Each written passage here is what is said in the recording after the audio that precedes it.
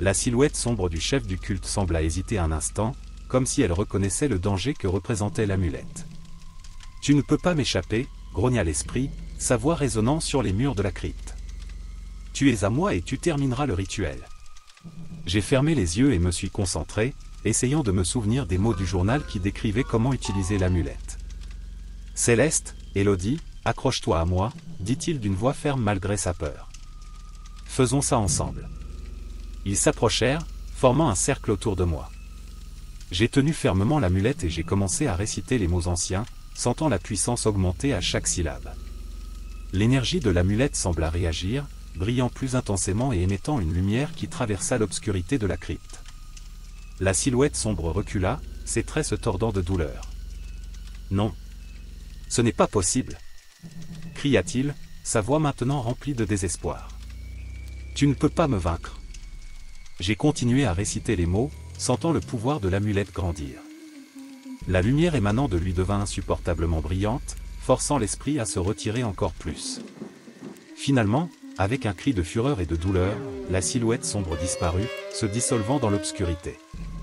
Céleste et Élodie s'effondrent au sol, épuisés mais soulagés. « Nous l'avons fait » murmure Céleste, les larmes coulant sur son visage. « Nous l'avons vraiment fait. » Mais la victoire fut brève. La crypte se mit à trembler violemment, comme si elle était sur le point de s'effondrer. « Nous devons sortir d'ici, maintenant !» j'ai crié, les tirant tous les deux vers le haut. Nous avons couru aussi vite que nos jambes fatiguées le permettaient, luttant pour garder notre équilibre alors que le sol tremblait sous nos pieds. Le village environnant semblait être aspiré dans une autre dimension, les maisons s'effondrant et les arbres se tordant pour prendre des formes impossibles. Le brouillard dense qui nous avait auparavant désorientés s'est désormais dissipé, révélant au loin la route principale. Le cœur battant et l'adrénaline montée, nous avons réussi à atteindre la voiture. À notre grande surprise, le réservoir était à nouveau plein, comme si de rien n'était. « Vite, entrez !» j'ai crié en démarrant le moteur.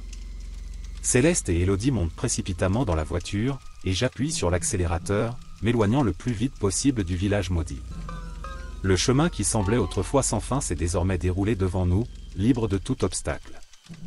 Ce n'est que lorsque nous nous sommes finalement suffisamment éloignés que je me suis permis de respirer un peu plus facilement. « Nous sommes sortis » dis-je, essayant de croire mes propres mots. Mais le sentiment de soulagement fut de courte durée. Céleste, assise sur la banquette arrière, regarda dans le rétroviseur et pâlit.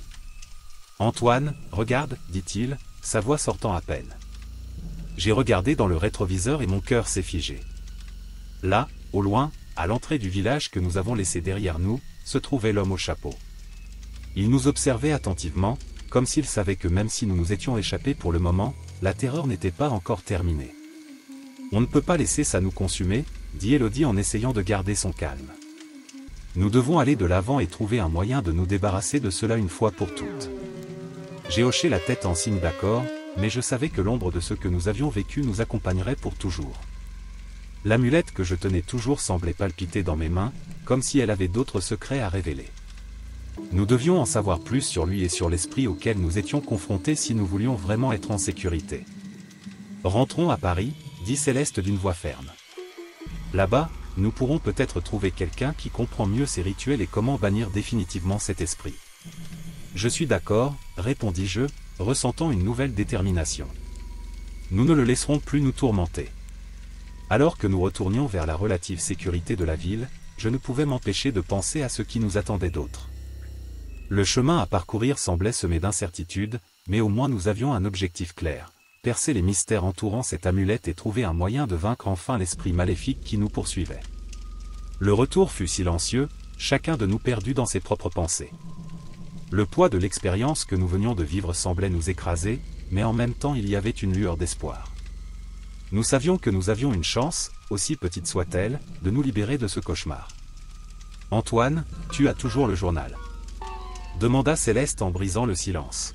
« Oui, c'est ici » répondis-je en sortant le journal poussiéreux de la banquette arrière. « Je pense qu'il peut encore nous aider. » « Il faudrait l'étudier plus attentivement » dit Élodie, les yeux fixés sur la route. « Peut-être y aura-t-il plus d'informations sur l'amulette et sur la façon de l'utiliser correctement. » J'ai hoché la tête, ressentant une nouvelle vague de détermination. Nous allons découvrir tout ce que nous pouvons. Nous n'allons pas le laisser nous battre. Lorsque nous arrivons enfin à Paris, la familiarité des rues et des immeubles nous apporte un petit réconfort. Cependant, nous savions que notre bataille était loin d'être terminée. Nous devions trouver quelqu'un qui pourrait nous aider à comprendre les secrets du journal et de l'amulette. Nous avons décidé de rechercher un expert en occultisme, quelqu'un capable de déchiffrer les symboles et les rituels décrits dans le journal. Après quelques heures de recherche et d'appels téléphoniques, nous avons réussi à organiser une rencontre avec un occultiste réputé, le docteur Lefebvre, qui a accepté de nous rencontrer dans son bureau. Le cabinet du docteur Lefebvre était un lieu fascinant, rempli de livres anciens et d'objets mystérieux. Il nous accueillit d'un regard curieux, visiblement intrigué par notre histoire. « Alors, tu dis que tu as trouvé un journal et une amulette qui mentionnent d'anciens rituels ?» demanda-t-il en examinant attentivement le journal. « Oui, et nous avons fait face à un esprit maléfique qui semblait être le chef d'une secte, expliquai-je en lui tendant l'amulette. Le docteur Lefebvre tenait l'amulette avec révérence, comme s'il se trouvait face à quelque chose de grande importance. « C'est vraiment fascinant, dit-il, les yeux pétillants d'intérêt. Cette amulette est très ancienne et puissante. Elle peut véritablement bannir les mauvais esprits. » C'était début octobre lorsque nous avons décidé de faire le road trip prévu de longue date à travers la campagne française.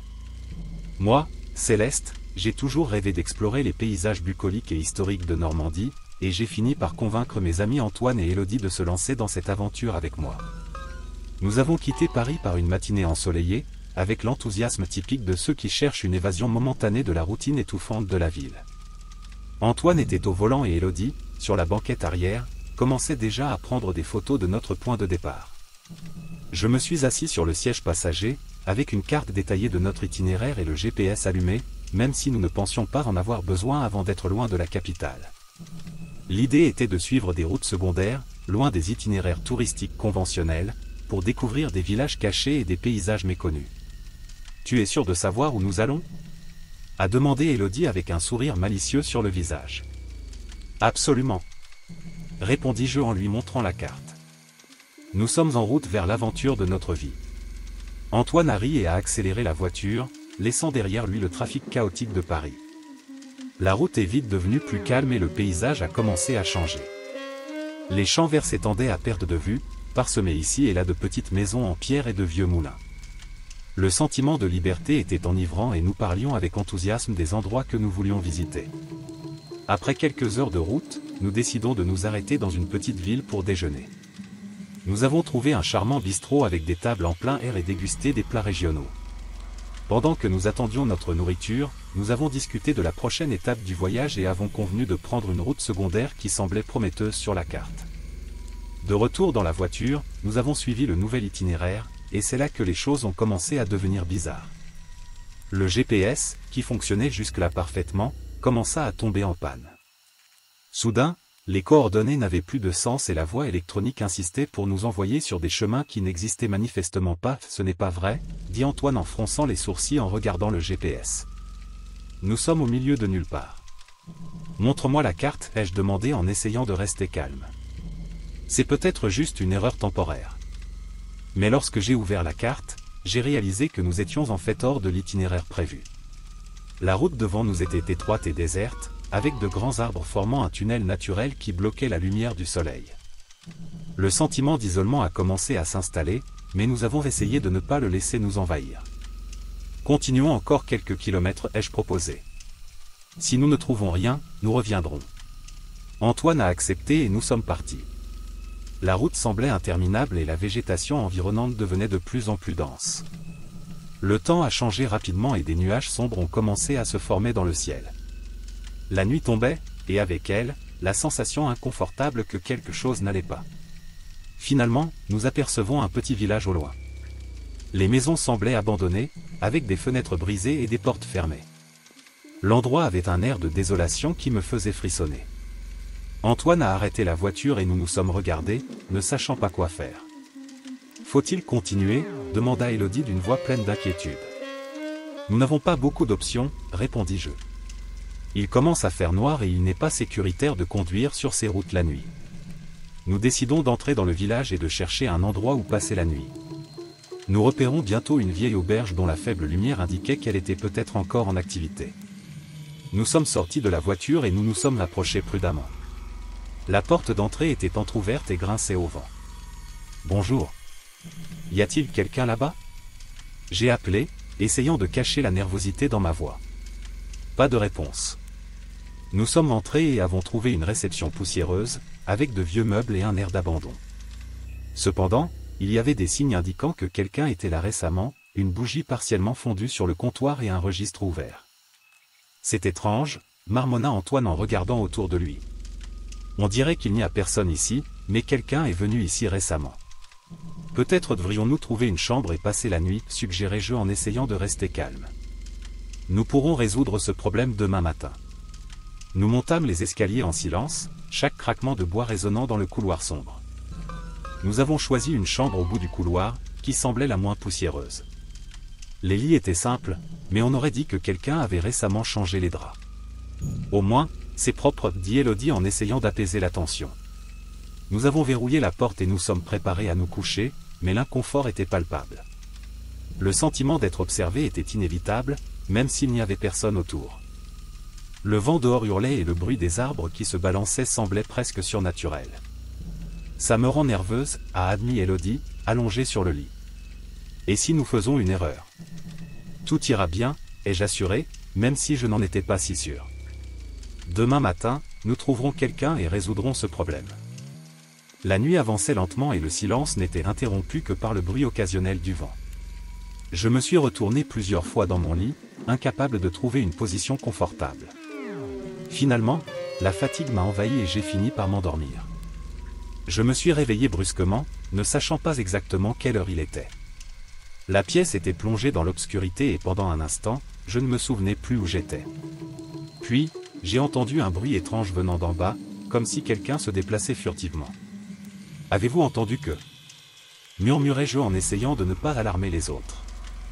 Antoine et Élodie se relevèrent lentement, tous deux inquiets. Le bruit continuait, des pas légers, presque imperceptibles, mais indubitables. « Je vais voir ce que c'est, » dit Antoine en sortant une lampe de poche de son sac à dos. « Soyez prudent, » prévins-je en sentant un frisson me parcourir le dos. Antoine descendit les escaliers et nous le suivions de près. Le bruit des pas semblait maintenant plus fort, comme s'il nous conduisait quelque part. Nous sommes de nouveau arrivés à la réception mais il n'y avait personne. La bougie sur le comptoir avait complètement fondu et le registre était fermé. Ça devient de plus en plus bizarre, marmonna Élodie en regardant nerveusement autour d'elle. Soudain, la lampe torche d'Antoine vacilla et s'éteignit. Nous restons dans le noir, nos sens en alerte. Puis nous avons entendu un murmure à peine audible venant d'un des couloirs latéraux. « Qui est là ?» Antoine a appelé, essayant d'avoir l'air confiant. Il n'y a eu aucune réponse. Le silence était oppressant, presque tangible. Nous avons décidé de retourner dans la chambre et de verrouiller la porte, en espérant que la matinée apporterait un peu de clarté. Nous remontâmes les escaliers, chaque pas étant un effort pour ne pas céder à la panique grandissante. De retour dans la pièce, nous avons verrouillé la porte et nous sommes assis en cercle, essayant de comprendre ce qui se passait. Le sentiment d'être observé était plus fort que jamais et chaque petit bruit semblait amplifié dans notre imagination. « Ça n'a pas de sens, » dit Élodie, la voix tremblante. « Pourquoi quelqu'un nous suivrait-il ? Peut-être que c'est juste notre imagination, ai-je suggéré, même si je n'y croyais pas vraiment. Nous sommes fatigués et nerveux.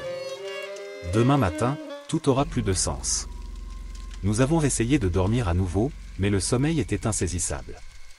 La nuit semblait interminable et le silence était troublant. Finalement, le premier rayon de soleil commença à éclairer la pièce, et le sentiment de soulagement fut immédiat. « Sortons d'ici, » dit Antoine en se levant rapidement. « Je ne veux pas passer une autre nuit dans cet endroit. » Nous avons accepté et avons rapidement emballé nos affaires. Nous avons descendu les escaliers et quitté l'auberge, la lumière du jour révélant plus de détails sur le village abandonné. Les maisons environnantes semblaient encore plus désolées à la lumière du jour et le sentiment d'isolement était écrasant. Nous sommes retournés à la voiture, prêts à quitter cet endroit derrière nous. Mais lorsque nous avons essayé de démarrer le moteur, nous avons réalisé que quelque chose n'allait pas. La voiture ne démarrait pas et le réservoir de carburant, qui avait été complètement rempli avant notre départ, était inexplicablement vide. Cela ne peut pas arriver, dit Antoine exaspéré. Nous avons fait le plein avant de quitter Paris. Peut-être qu'il y a une station-service à proximité, suggérai-je en essayant de rester calme. Nous pouvons chercher de l'aide au village. Nous avons décidé de nous répartir les tâches, Antoine prendrait la voiture, tandis qu'Élodie et moi explorerions le village à la recherche d'une solution. Nous avons parcouru les rues désertes, chaque pas résonnant dans le silence. Les maisons étaient toutes fermées et il n'y avait aucun signe de vie nulle part. C'est surréaliste, dit Élodie en regardant autour d'elle. Où est tout le monde? Je ne sais pas, répondis-je, sentant une boule dans ma gorge. La nuit tombait lourdement sur la vieille auberge où nous avions décidé de passer la nuit. Le village abandonné était une scène digne d'un film d'horreur, mais nous étions tous épuisés et pensions qu'une bonne nuit de sommeil nous préparerait mieux au lendemain. Élodie était déjà couchée, tandis que Céleste et moi essayions de nous détendre dans le salon. L'auberge, bien que inhabitée, avait néanmoins un aspect accueillant, avec ses meubles anciens et sa cheminée en pierre. Cependant, il y avait une aura d'abandon que nous ne pouvions ignorer. Céleste feuilletait un livre qu'elle avait trouvé sur une étagère, pendant que je jouais avec mon téléphone portable, essayant d'avoir un signal internet. Sans succès. Le manque de connexion n'a fait qu'augmenter le sentiment d'isolement. Le silence n'était interrompu que par les craquements occasionnels du bois de la maison et le vent extérieur, qui semblait murmurer d'anciens secrets à travers les fissures des murs. Finalement, après quelques petites discussions, nous avons décidé qu'il était temps d'aller au lit. Céleste est allée dans sa chambre et moi dans la mienne. Je fermai la porte derrière moi et me jetai sur le lit, essayant d'ignorer le sentiment troublant qui semblait imprégner chaque centimètre carré de l'auberge. L'épuisement a finalement pris le dessus sur moi et je me suis endormi peu de temps après. Peu après minuit, j'ai été réveillé par un bruit étrange. C'était un bruit doux mais constant qui semblait venir d'en bas. Au début, je pensais que c'était juste le vent, mais j'ai vite réalisé que c'était quelque chose de plus. C'étaient des marches. Des pas lents et délibérés, comme si quelqu'un traversait prudemment la maison. Je me redressai dans mon lit, mais sans alerte. Son cœur battait à tout rompre dans sa poitrine alors qu'il essayait d'écouter plus attentivement.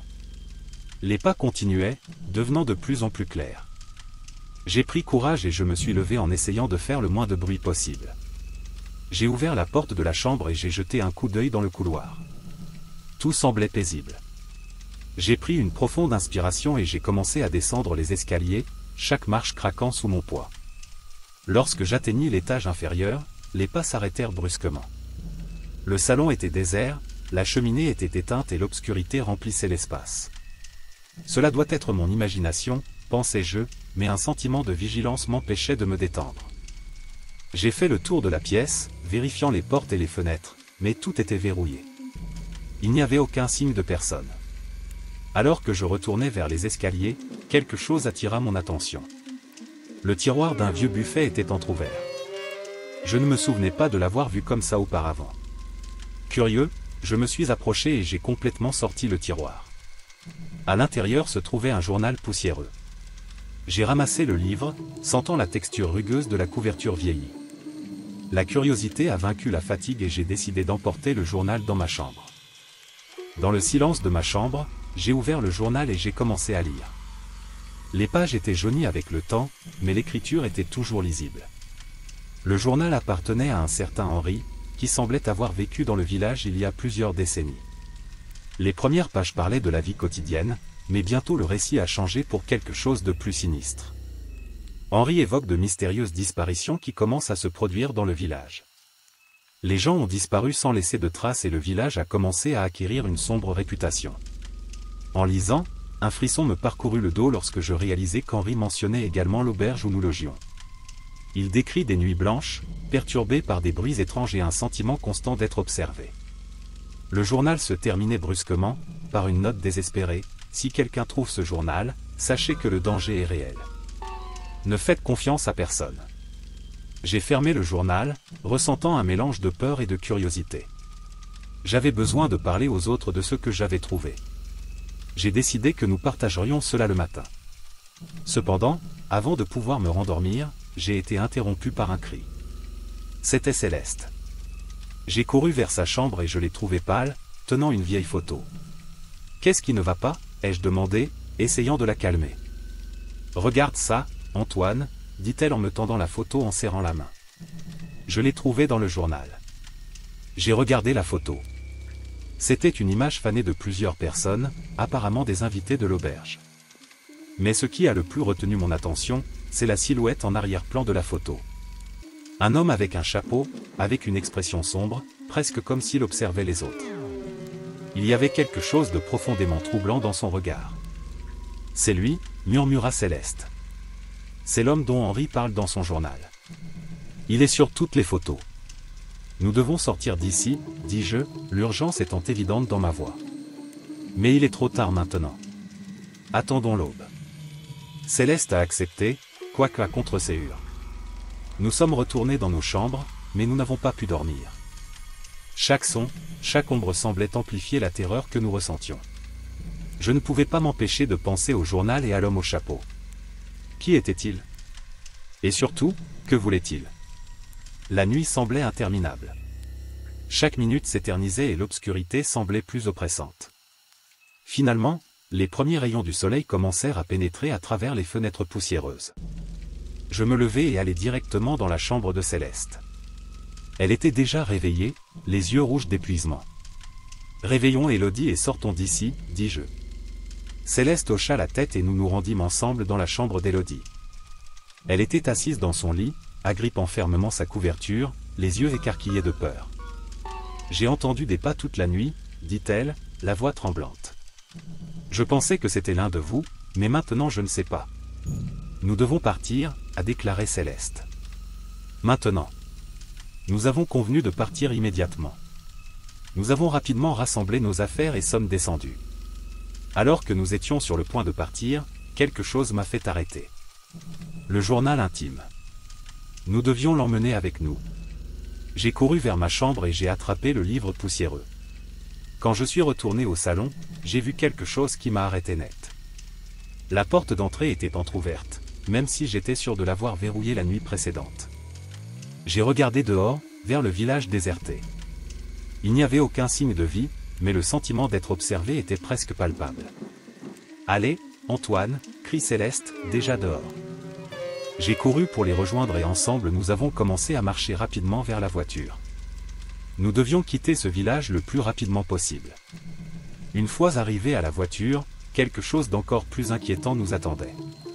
Le réservoir de carburant, plein à notre arrivée, est désormais vide.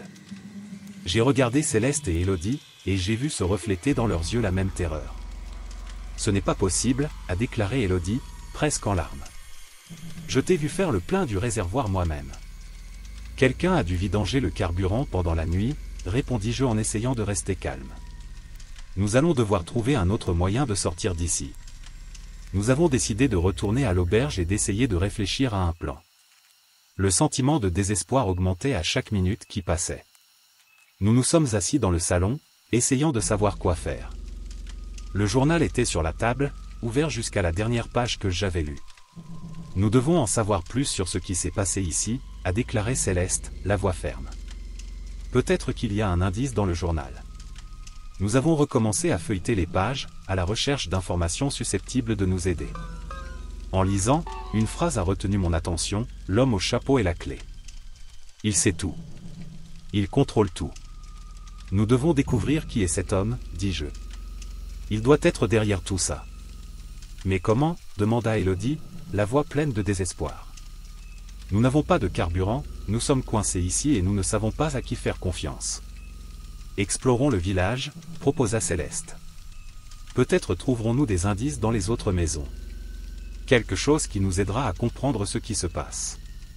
Nous avons accepté à contre-séhure et nous sommes préparés à repartir. Le village était désert, mais il paraissait encore plus inquiétant à la lumière du jour. Les maisons en ruine, les fenêtres et les portes scellées, tout cela contribuait à accroître le sentiment de terreur. Pendant que nous marchions, chaque ruine semblait murmurer des histoires d'horreur. Nous avons trouvé plusieurs maisons scellées de l'intérieur, comme si les habitants avaient tenté de se protéger de quelque chose. À chaque découverte, la tension augmentait. Dans l'une des maisons, nous avons trouvé une pièce fermée à clé. Les marques de griffes sur la porte indiquaient une lutte désespérée. Nous avons réussi à enfoncer la porte et ce que nous avons découvert à l'intérieur nous a laissé sans voix. Les restes d'un rituel occulte étaient éparpillés sur le sol. Des symboles étranges, des bougies fondues et un sentiment de mal imprégnaient l'air. Ce n'est pas bien, marmonna Élodie, les yeux écarquillés. Je me suis réveillé le lendemain matin avec un sentiment d'agitation que je ne pouvais pas expliquer.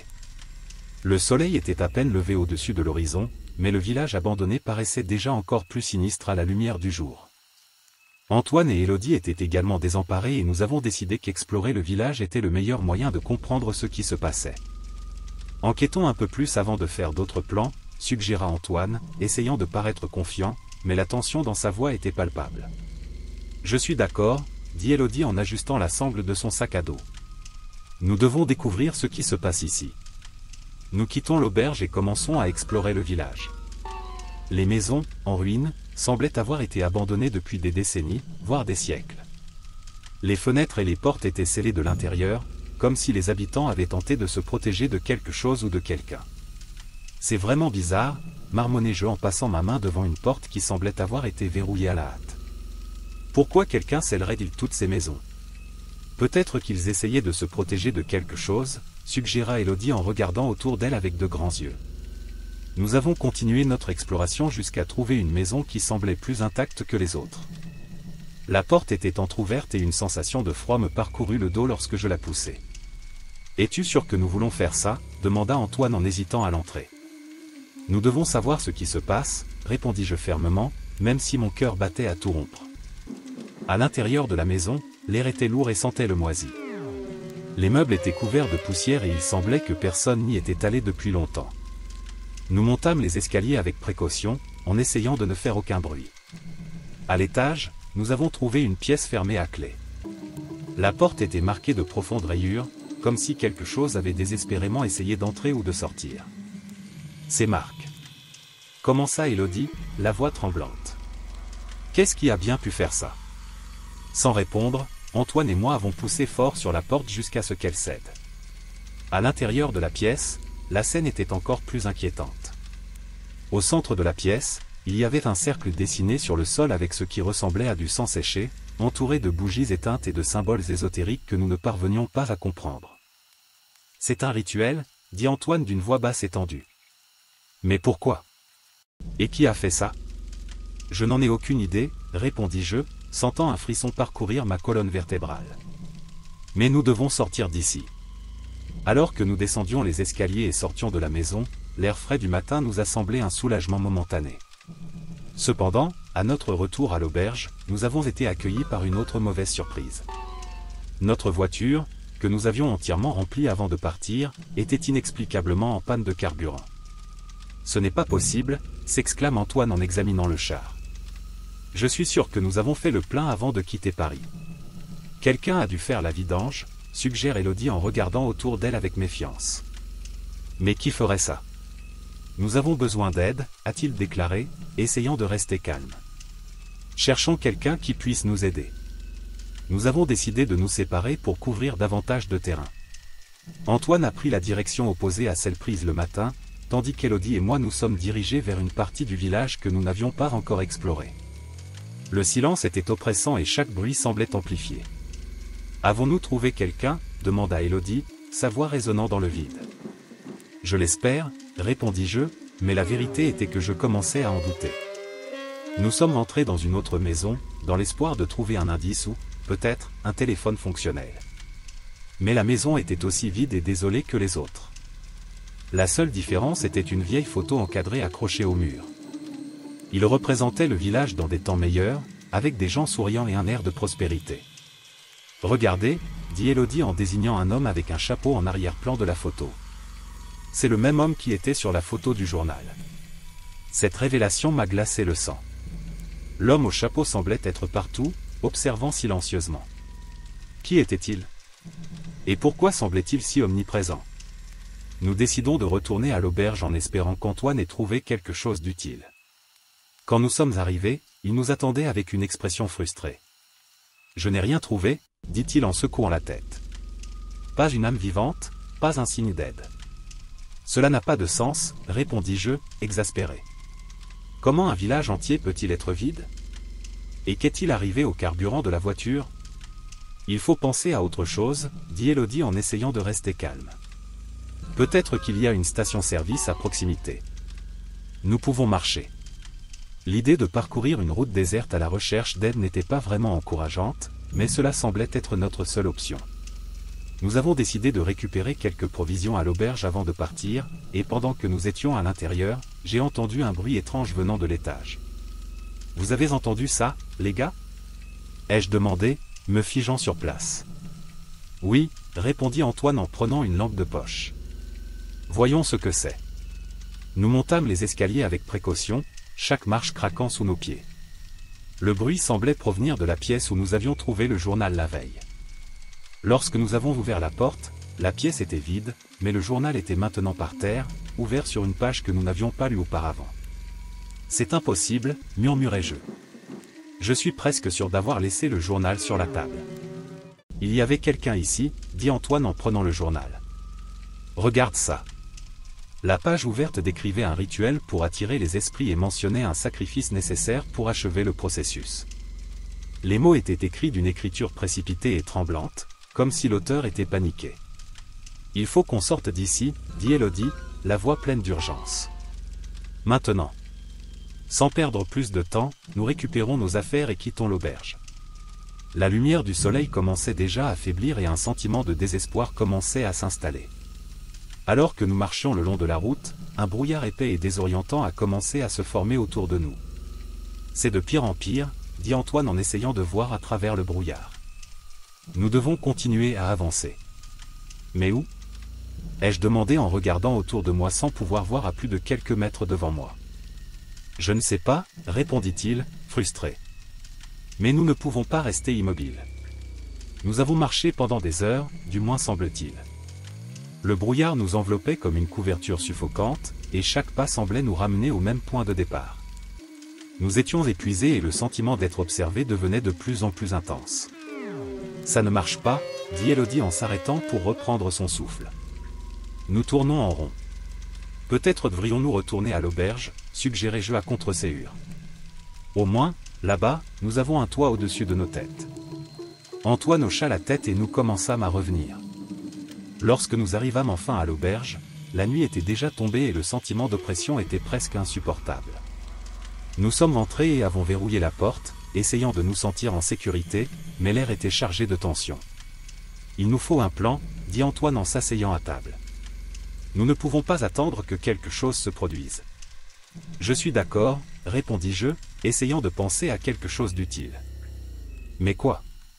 Toutes nos tentatives pour sortir d'ici ont échoué. » Pendant que nous nous disputions, j'ai entendu un bruit sourd venant de l'extérieur. Je me suis levé et j'ai regardé par la fenêtre, mais je ne pouvais rien voir d'autre que l'obscurité et le brouillard. Soudain, la porte d'entrée claqua violemment, comme si quelqu'un essayait d'entrer. « Qui est là ?» cria Antoine en saisissant une chaise pour se défendre. La porte continuait de claquer et une terreur indescriptible m'envahit. Sans avertissement, la porte s'ouvrit avec fracas et un vent glacial balaya la pièce. À l'entrée, une silhouette sombre se matérialisa, grande et imposante, avec un chapeau qui cachait son visage. « L'homme au chapeau » murmure Élodie en reculant, paniquée. La silhouette ne dit rien, se contentant de rester là, nous observant avec une présence oppressante. Soudain, la lumière de la lampe torche d'Antoine vacilla et s'éteignit, nous plongeant dans le noir total. La terreur était palpable et le sentiment d'être pourchassé insupportable. « Nous devons sortir d'ici », murmurai-je, essayant de rester calme. Maintenant. Sans perdre de temps, nous avons couru vers la porte arrière, mais la silhouette sombre semblait suivre chacun de nos mouvements, toujours à l'affût, toujours à l'affût. Quand nous avons finalement réussi à quitter l'auberge, la nuit était froide, le brouillard épais et oppressant enveloppait le village abandonné comme une couverture de désespoir. Moi, Céleste, j'étais agité, ressentant le poids de la situation dans toutes les fibres de mon être. Antoine était sorti chercher du bois pour chauffer l'auberge, mais cela faisait trop longtemps qu'il n'était pas revenu. Élodie, ma meilleure amie, était assise à côté de moi, me serrant fort les mains, les yeux écarquillés et humides de peur. Il devrait être de retour maintenant, marmonnai-je, essayant de cacher la panique dans ma voix. Mais Élodie l'a remarqué. Elle le remarque toujours. « Allons le chercher, » dit-elle, la voix tremblante. « Nous ne pouvons pas rester assis ici et attendre. » J'ai hoché la tête, même si la peur me paralysait intérieurement. Nous avons attrapé nos lampes de poche et sommes partis dans la nuit brumeuse, l'obscurité dévorant la faible lumière que nous essayions de projeter. Le village semblait encore plus sinistre sous ce brouillard, les formes des maisons en ruine se dressant comme des ombres menaçantes. Antoine. Antoine, avons-nous appelé à l'unisson, nos voix résonnant dans l'immensité de la nuit. Mais il n'y a eu aucune réponse. Nous avons marché vers la forêt, où il avait dit qu'il trouverait du bois de chauffage. Chaque pas semblait nous plonger plus profondément dans un cauchemar dont nous ne pouvions pas nous réveiller.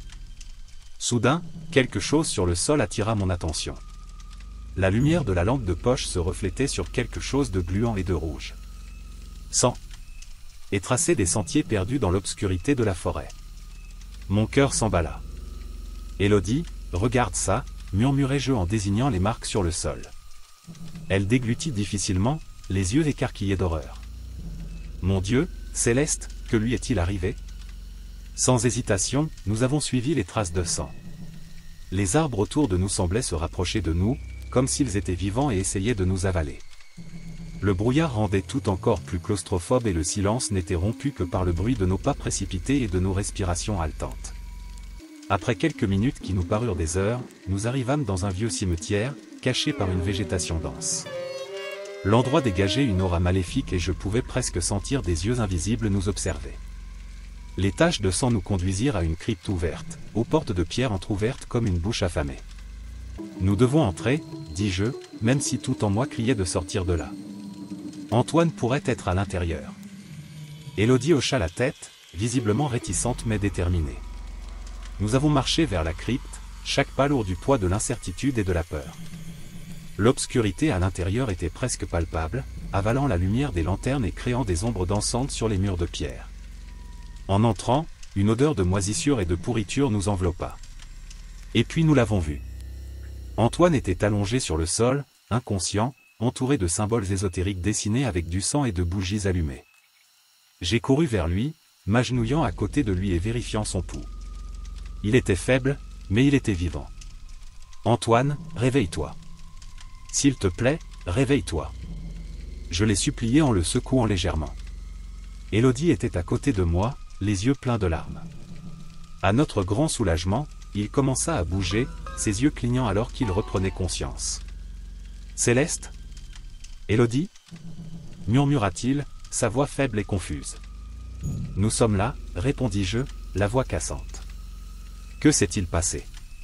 Qui t'a fait ça? Il essaya de s'asseoir, mais il était trop faible. Je ne sais pas, je ne me souviens pas de grand-chose. Je me souviens juste d'avoir été dans la forêt, et puis, l'obscurité. J'ai regardé autour de moi, les symboles et les bougies allumées racontant une histoire macabre. Je pense que quelqu'un a essayé d'accomplir une sorte de rituel sur toi, dit-il en essayant de rester calme. Nous devons sortir d'ici. Avec l'aide d'Élodie, j'ai soulevé Antoine et je l'ai posé sur nos épaules. Nous étions sur le point de quitter la crypte lorsqu'un bruit derrière nous fit s'arrêter notre cœur. Le bruit de pas lent et délibéré, résonnant dans l'espace exigu. Nous nous sommes retournés et là, à l'entrée de la crypte, se tenait une silhouette sombre, enveloppée dans un manteau noir, avec un chapeau à large bord qui cachait son visage. « Vous ne devriez pas être ici, » dit le personnage d'une voix basse et menaçante. « Vous avez interrompu le rituel. Et maintenant, vous le paierez de votre vie. » La panique m'a envahi, mais je savais que nous ne pouvions pas céder à la peur. « Qui es-tu? Que veux-tu de nous? » J'ai crié, essayant de paraître plus courageux que je ne le pensais. La silhouette fit un pas en avant et le brouillard semblait s'agiter autour de lui comme s'il était vivant. « Je suis le chef de cet endroit. Celui qui guide les âmes perdues. Et vous trois êtes les prochaines offrandes. » Antoine essaya de parler, mais il était trop faible. Élodie et moi nous sommes regardés, sachant que nos chances de sortir d'ici diminuaient rapidement. « On ne te laissera pas faire ça, » dit Élodie d'une voix tremblante mais ferme. « Combattez. » La silhouette rit, un son glacial qui résonna dans toute la crypte. « Vous vous battez? Vous n'avez aucune idée de ce à quoi vous êtes confrontés. » Il leva la main et les ombres autour de nous semblèrent prendre vie, avançant vers nous. Avec Antoine appuyé sur nous, nous avons commencé à battre en retraite, mais des ombres nous entouraient, bloquant notre sortie. Le désespoir m'a envahi. « Il doit bien y avoir un moyen de sortir d'ici, » murmurai-je à Élodie, essayant de penser à quelque chose, à tout ce qui pourrait nous sauver. C'est alors que je me suis souvenu du journal que nous avions trouvé à l'auberge. Il y avait un passage sur une amulette capable de bannir l'esprit maléfique qui hantait le village. L'amulette. Elle doit être ici quelque part, dis-je, l'espoir se ravivant dans ma poitrine. Pensez-vous que cela va fonctionner? Demanda Élodie, la voix pleine de doute. Nous n'avons pas d'autre choix, répondis-je en commençant à fouiller frénétiquement la crypte. Les ombres se rapprochaient et la silhouette se rapprochait de plus en plus. Antoine, tu te souviens de quelque chose à propos d'une amulette? Ai-je demandé en essayant de rester calme. Il avait du mal à réfléchir, les yeux fermés par concentration. Oui, le journal mentionnait une amulette, cachée dans la crypte. Murmura-t-il, la voix faiblissant. C'était tout ce que j'avais besoin d'entendre. J'ai continué à chercher, mes mains tremblantes de peur et d'adrénaline. Et puis, dans un coin sombre, couvert de poussière et de toiles d'araignée, j'ai trouvé une petite caisse en bois. Je l'ai ouvert avec les mains tremblantes, et à l'intérieur se trouvait l'amulette, brillant d'une faible lumière. Élodie, je l'ai trouvée. M'exclamai-je en tenant l'amulette comme si c'était notre seul espoir. La silhouette sombre s'arrêta, nous observant avec intérêt. Tu penses que ça va te sauver? Pathétique. Je n'ai pas écouté ces paroles. J'ai tenu fermement l'amulette et j'ai commencé à réciter les mots dont je me souvenais du journal. Les ombres autour de nous commencèrent à faiblir, comme si elles étaient repoussées par la force de l'amulette. Continuez, Céleste. Encourage Élodie, l'espoir brillant dans les yeux. D'une voix ferme, j'ai continué à chanter, ressentant une puissante énergie émanant de l'amulette. La silhouette sombre recula, la colère évidente dans sa position. Non. Ce n'est pas possible. Cria-t-il, sa voix résonnant dans toute la crypte. Les ombres commencèrent à se dissiper et la silhouette sombre fut repoussée, comme si une force invisible le bannissait. Tu as peut-être gagné cette fois, mais ce n'est pas encore fini, grogna-t-il avant de disparaître dans le brouillard. La sortie étant dégagée, nous aidons Antoine à sortir de la crypte. L'air frais de la nuit était un soulagement bienvenu, même si nous savions que nous n'étions pas complètement en sécurité. Nous devions quitter ce maudit village le plus rapidement possible. Retournons à l'auberge chercher nos affaires, dit Élodie d'une voix déterminée. Nous devons trouver un moyen de sortir d'ici. J'ai accepté et nous avons repris ensemble notre chemin à travers la forêt, en suivant les empreintes de sang qui nous avaient amenés ici. Le brouillard était encore épais, mais il semblait désormais moins oppressant, comme si l'amulette avait affaibli les forces maléfiques qui nous entouraient. En arrivant à l'auberge, nous remarquâmes que l'endroit semblait plus sombre qu'auparavant. Nous avons récupéré nos affaires rapidement, sans perdre de temps. Il faut retenter la route, dit Antoine. Le cimetière était enveloppé d'un épais brouillard et d'un froid qui semblait pénétrer jusqu'aux os. Élodie et moi marchions d'un pas hésitant, la peur inscrite sur nos visages. À chaque mouvement, le sentiment d'être observé devenait plus intense. Les anciennes pierres tombales, couvertes de mousse et partiellement détruites par le temps, semblaient nous observer avec des yeux vides. Antoine! Antoine! J'ai crié, ma voix résonnant parmi les tombes. Élodie me tenait fermement la main, les yeux écarquillés et pleins de terreur. Tu penses qu'il va bien? Demanda-t-elle, la voix tremblante. Je l'espère. Nous devons le retrouver bientôt, répondis-je, essayant de rester calme malgré la panique grandissante. Soudain, nous avons vu une silhouette allongée sur le sol, entourée de symboles ésotériques dessinés au sol et des bougies allumées tout autour. C'était Antoine. Courant vers lui, nous nous sommes agenouillés à côté de lui, vérifiant s'il était conscient. « Antoine, tu m'entends? Réveille-toi » dis-je en le secouant légèrement. Il ouvrit lentement les yeux, clignant plusieurs fois avant de se concentrer sur nous. « Céleste? Élodie? Où sommes-nous » demanda-t-il, sa voix faible et pleine de confusion. « Nous sommes au cimetière. Nous vous avons trouvé ici, entouré de ces étranges symboles, expliquai-je en l'aidant à s'asseoir. » Antoine regarda autour de lui, ses yeux s'écarquillant lorsqu'il réalisa où il se trouvait. Je ne me souviens pas comment je suis arrivé ici. Je cherchais du bois de chauffage et puis tout est devenu sombre, a-t-il déclaré en mettant sa main sur sa tête comme pour essayer de se souvenir de quelque chose. Alors que nous aidions Antoine à se relever, nous remarquâmes une crypte ouverte non loin de là où il se trouvait. L'entrée était sombre et l'obscurité à l'intérieur semblait avaler toute lumière qui tentait de pénétrer. Un sentiment de malaise m'a envahi, mais nous savions que nous devions enquêter. Il faut voir ce qu'il y a dedans, dit Élodie, la voix ferme malgré sa peur évidente. J'ai hoché la tête et nous nous sommes dirigés ensemble vers la crypte. En entrant, nous avons été accueillis par une odeur nauséabonde de moisissure et de pourriture. Les murs étaient couverts d'inscriptions anciennes et de dessins représentant des personnages en train d'actes de sacrifice et de rituels. Au centre, il y avait un autel avec des restes de bougies et des ossements humains. « Mon Dieu, que s'est-il passé ici ?» murmura Antoine d'une voix pleine d'horreur. « C'est très ancien, » dit Élodie en examinant les inscriptions. Il semblerait que ce village ait été le théâtre de rituels sataniques et de sacrifices humains. Alors que nous explorions la crypte, un sentiment de danger imminent m'envahit. Soudain, une silhouette sombre apparut à l'entrée. C'était l'homme au chapeau que nous avions vu sur la photo et mentionné dans le journal. Son regard était froid et perçant, et il dégageait une aura de pur mal. « Bienvenue dans mon domaine, » dit-il, sa voix résonnant sur les murs de la crypte. « Vous êtes arrivé exactement à temps pour terminer le rituel. »« Qui es-tu » ai-je demandé, essayant de cacher la peur dans ma voix. « Je suis le chef des sectateurs qui dominaient autrefois ce village. Mon esprit est piégé ici et j'ai besoin que vos vies soient enfin libérées, » répondit-il, un sourire sinistre se formant sur ses lèvres. Antoine s'est avancé, essayant de nous protéger, Élodie et moi. « Vous ne nous ferez pas de mal, » dit-il d'une voix ferme. L'homme au chapeau éclata de rire, un son qui me donna la chair de poule.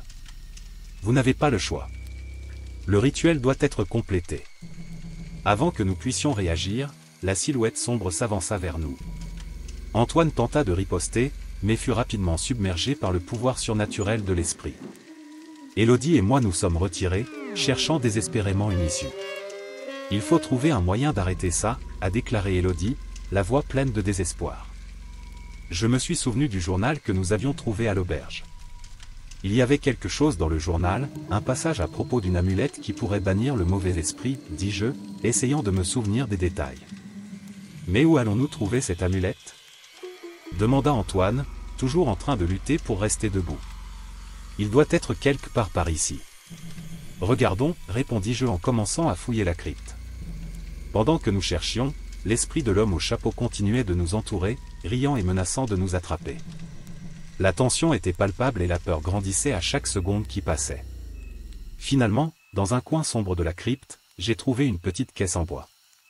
À l'intérieur se trouvait une ancienne amulette, avec des inscriptions qui correspondaient à celles du journal.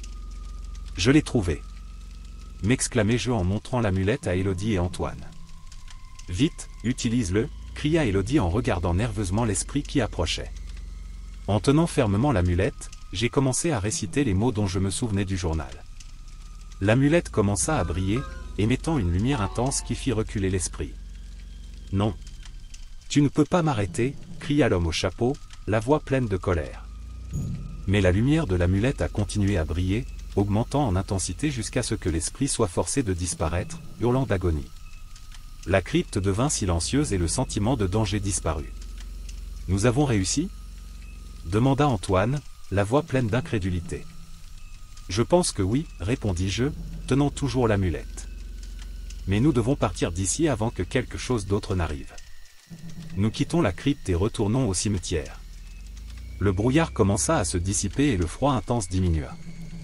Nous avons ressenti un mélange de soulagement et d'épuisement, mais nous savions que nous devions continuer. Retournons à l'auberge et récupérons nos affaires. Il faut sortir de ce village le plus vite possible, dit Élodie d'une voix déterminée. Nous avons accepté et avons commencé à revenir en arrière, en essayant de ne pas regarder en arrière. Le village avait encore un air de désolation et de mystère, mais il semblait désormais moins menaçant. Arrivés à l'auberge, nous avons rapidement récupéré nos affaires et nous sommes dirigés vers la voiture. « J'espère que le carburant est revenu, » dit Antoine en essayant de démarrer la voiture. À notre grande surprise, la voiture a roulé et le réservoir était à nouveau plein. C'était comme si l'esprit qui nous retenait là avait libéré son influence. « Partons d'ici avant qu'il n'arrive quoi que ce soit, » dis-je, et Antoine accéléra et nous ramena à la route principale. Alors que nous quittions le village, un sentiment de soulagement nous envahit. Nous avions survécu à quelque chose de terrible, mais de nombreuses questions restaient encore sans réponse. Que s'est-il réellement passé dans ce village? Et pourquoi avons-nous été choisis pour accomplir le rituel? Pensez-vous que nous sommes vraiment en sécurité maintenant? Demanda Elodie en regardant par la fenêtre. Je ne sais pas, répondis-je en regardant l'horizon. Mais au moins, nous sommes loin de cet endroit. Et c'est ce qui compte maintenant. Antoine conduisait en silence, concentré sur la route. L'expérience nous avait changé et nous savions que nous n'oublierions jamais ce qui s'était passé dans ce village. Rentrons à Paris et essayons de laisser ça derrière nous, dit Antoine d'une voix ferme. Oui, il faut passer à autre chose, ai-je accepté en tenant la main d'Elodie. À mesure que nous nous éloignions de plus en plus du village, nous savions que la terreur à laquelle nous étions confrontés nous avait rapprochés d'une manière que nous n'aurions jamais pu imaginer. Et même si nous étions loin des réponses, nous étions ensemble, et cela nous a donné la force d'affronter tout ce que l'avenir nous réservait. Le voyage de retour fut silencieux. Chacun de nous était perdu dans ses pensées, traitant de ce que nous avions vécu. La route semblait interminable, mais nous apercevons enfin les lumières de la ville au loin. Paris était juste devant, un spectacle réconfortant après le cauchemar auquel nous avons fait face. Nous sommes presque à la maison, dit Antoine brisant le silence. Oui, répondis-je, ressentant une vague de soulagement. Reposons-nous et décidons ensuite quoi faire. Lorsque nous sommes arrivés à notre appartement, la familiarité du lieu m'a apporté un sentiment de sécurité que je n'avais pas ressenti depuis des jours. Nous sommes entrés et nous sommes jetés sur le canapé, épuisés. Il faut qu'on raconte à quelqu'un ce qui s'est passé, dit Elodie en nous regardant. Les autorités, peut-être. Oui, mais qui nous croira? Ai-je demandé, pensant aux réactions auxquelles nous pourrions être confrontés. Nous avons le journal et l'amulette comme preuve, dit Antoine. Cela devrait suffire pour au moins ouvrir une enquête. Nous avons convenu d'en discuter les détails le lendemain, après une nuit de repos. Alors que j'étais allongé dans mon lit, les événements des derniers jours me traversaient l'esprit. Malgré la peur et l'horreur, j'ai ressenti un étrange sentiment de paix. Nous étions ensemble et en sécurité, du moins pour le moment. Avant de m'endormir, j'ai pensé à l'homme au chapeau et à ce qu'il avait dit. La terreur qui nous enveloppait semblait sans fin.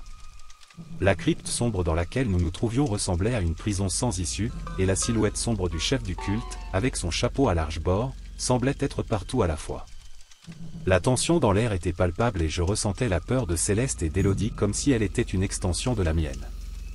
La respiration de chacun était lourde et leurs yeux écarquillés reflétaient la lumière des bougies presque éteintes. Chaque seconde dans cet environnement oppressant semblait être une éternité. La présence de l'esprit maléfique était suffocante et je savais que nous avions besoin d'une solution rapide si nous voulions survivre. C'est alors qu'un souvenir est apparu dans mon esprit, comme une lueur d'espoir au milieu du désespoir. Je me souvenais d'un passage du journal que Céleste avait trouvé à l'auberge, qui mentionnait une amulette capable de bannir le mauvais esprit. « Antoine, ça va ?» demanda Céleste, la voix tremblante mais pleine de détermination. Elle me tenait fermement la main, comme si cela pouvait nous maintenir ancrés dans la réalité.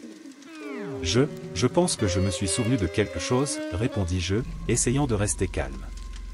Dans le journal, il était fait mention d'une amulette qui pourrait bannir l'esprit.